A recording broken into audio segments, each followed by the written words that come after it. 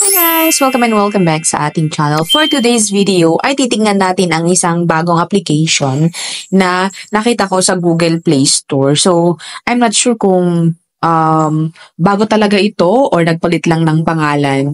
So, ito ay nagpapautang daw up to 50,000 pesos. But before we go on guys, sa mga hindi pa nag-subscribe, mag-subscribe na. I-hit ang bell button para ma-update ka sa paming videos and tutorial. And of course, mapabilang kayo sa mga upcoming na pag-giveaways natin.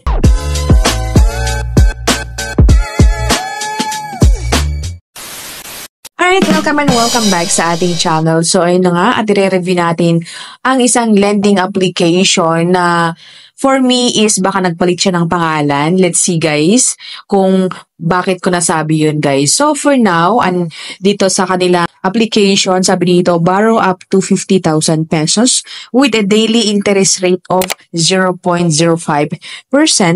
And sabi dito, apply online and complete the form in as fast as 1 minute. And then sabi din dito, quick approval in 5 minutes. So ang bilis mag-approve daw mga kaibigan. So let's check kung legit ba din silang utangan. Ayan. So sabi din dito, SEC registered sila. So ang masasabi ko lang, kahit SEC registered man yan, ay dapat talagang tignan natin kung goods ba sila or hindi. Para naman hindi basta-basta na mag-submit po tayo ng mga IDs natin. So ang loan application na ito guys ay ayan sa screenshot, Pocket Cash Fast Pocket Cash Team. Ayan. So, meron silang 4.8 stars and 2K reviews. Ayan. So, bagong-bago siya, guys. So, pagka-download natin siya, ay syempre, bibigyan natin ng permission para makapag-push through tayo. Wala na tayong magagawa, mga kaibigan. Sa ating camera, installed application, devices, mga ganyan, guys. So, hindi na yung bago. SMS and location. So, accept lang natin yun, guys. And then, ay na nga, ipapakita na yung dashboard. So, Philippine users with good credit can apply for loan up to 50,000 pesos. So, andyan si screenshots, guys. And then, interest, yun, sinasabi na kanina pa, 0.05% daw siya. And then, term is 61 to 360 days. Pero, wag muna po tayong magpaniwala. Let's see, guys, kung totoo ba ang pinagsasabi ng application na ito. So, click natin yung apply. So, syempre, pag i-click yung apply, ay magsasabi na yun ng phone number kasi nga magsisend sila ng OTP. So, ayun na nga, at nagtaka ako guys kasi, di ba ang pangalan nito is Pocket Cash? Pero yung nag-send ng OTP mga kaibigan is PH Pocket. So, siya si PH Pocket. Kumbaga, old na application na ito na nagpalit lang siya ng pangalan. And then, ni-refresh siguro yung kanilang system. Ayan, so si PH Pocket yung nag-send po ng ating OTP. So, mag-fill up tayo ng mga information. So, first thing is yung loan application na meron silang mga patanong, mga kaibigan. Reason for loan application, required loan amount, do you have credit card, what is your occupation, ayan, mga ganun guys. Sagutan lang natin and then push na natin. Next is yung sabi dito, are you married? Your education, where do you live? So, parang medyo kakaiba mga kaibigan, di ba? Detailed address, who owns your property, and then your email contact. Next one guys is yung contact references. So, dalawa lang po ang kailangan dito mga kaibigan. So, sabi dito relationship and then fill in mo lang. It's either you can fill in or you select mo sa phone book mo. Ayan. Pero, dalawa lang po ang kailangan dito. And then next one is yung backup phone number, Facebook account, Viber account. So yun po guys is optional. So for me, hindi ko na lang siya nilagyan. Next one is yung picture sa selfie and then picture sa ID. So yung mga ID na kailangan dito is postal ID, national ID na electronic or yung electronic siguro yung talagang hard copy na. And then UMID ID, SSS, passport, driver's license, and yung PRC. And after which guys is yung pangalan.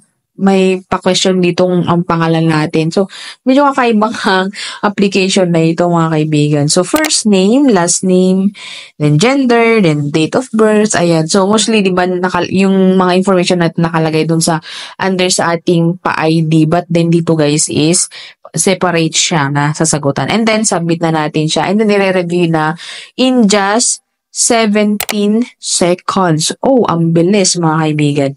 So, sabi dito, credit review. So, inantay po natin. Ayan. So, approve tayo sa halagang, andyan si screenshot mga kaibigan, 3,000 pesos. So, si Pocket Cash mga kaibigan ay hindi po siya pwedeng screenshot. So, di ko alam, baka may sikreto ba or talagang sa security ay hindi pwedeng may screenshot. Ayan. So, ang ginawa ko na lang is pinicturean ko na lang sa isang phone ko para ipakita ko sa inyo. Ayan. So, 3,000 pesos po yung approve natin. Ayan. And then, loan term nito is 6 term daw.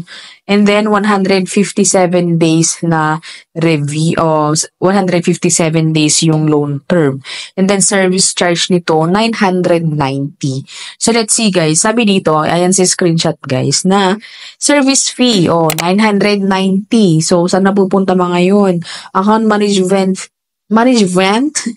account management fees 465, and then credit assessment fees is 525, equal to 990. So, ang magiging disbursement amount is 210.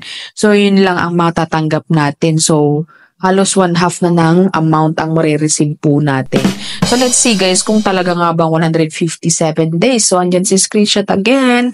So, or sa picture mga kaibigan, kasi nga hindi po siya pwedeng screenshot. So, andyan. Term 1 is 300 or 3,342. And then, term 2, 3 pesos. Term 3, 3 pesos din. For term, 3 pesos. 5 term, 3 pesos. And then 5 or 6 term is 3 pesos. Bagamat tignan nyo guys si screenshot sa term 1. Sabi dito, 3,342. And ang repayment niya is sa July 7. So now is, or February 7.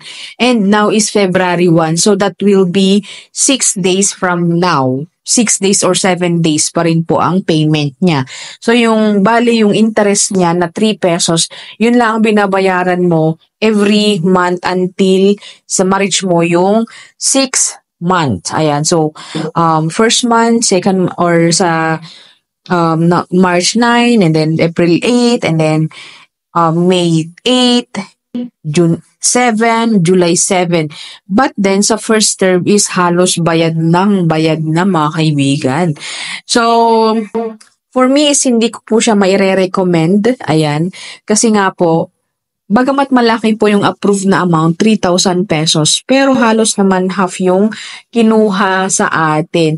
So, kung makikita nyo si screenshot guys or sa picture dyan, na 990 yung ibabawas nila. So, ang marireceive lang natin is 2,010.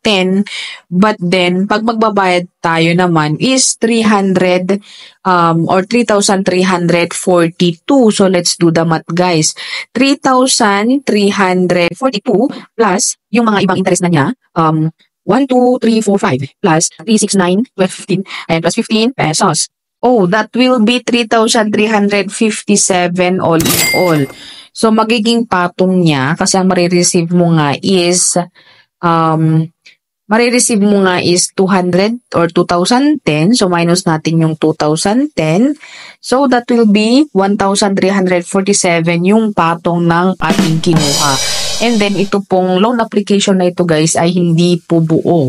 Hindi po buo and 7 days po yung loan term. So, for me, hindi ko siya maire-recommend. Kasi nga, ayun, medyo masakit sa bulsa yung mga babayarin. Malaki yung kaltas and meron din patong pag magbabayad. So, that's it my video, and I hope na nakatulong sa mga naghahanap ng review or naghahanap ng utangan ngayong 2025. So, please comment down below kung meron ba kayong mga ibang loan application na pwede nating silipin. So, that's it, and I hope na magkita-kita po tayo sa next video. Bye!